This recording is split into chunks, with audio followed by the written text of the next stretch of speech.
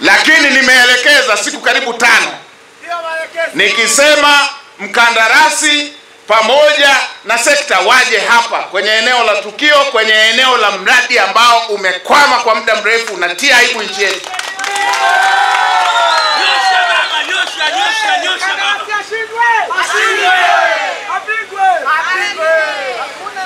Moja, alijua amefilisika, hajataka kuachia mradi, hajataka wakandarasi wazawa waendelee na mradi, hajataka kuipa nchi kutafuta mkandarasi atakayeweza kuendelea na mradi huu, hajataka kutoa fursa kwa Watanzania wanufaike na mradi huu. Amefilisika, ameng'ang'ania mradi, amesitisha mradi bila ridhaa ya serikali, ameambiwa arudishe fidia, hajarudisha.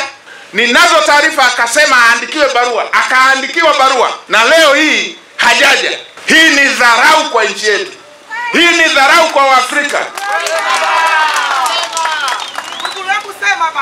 Sasa naelekeza kamishna wa uhamiaji, kamata pasipoti yake, asitoke nje ya nchi mpaka jambo hili liishe.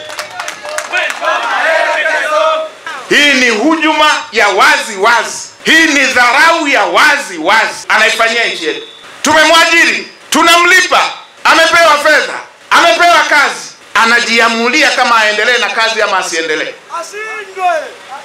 Anajiamulia kama aje kwenye mradi ama asije. Huyu ni mhalifu, akamatwe na asitoke nje ya nchi mpaka jambo hili liishi.